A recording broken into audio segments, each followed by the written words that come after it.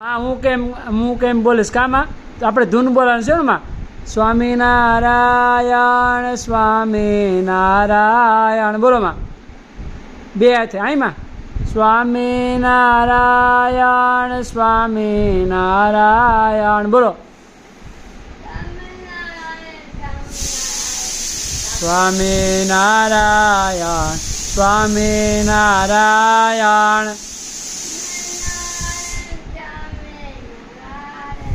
સ્વામિનારાયણ સ્વામિનારાયણ બોલો માં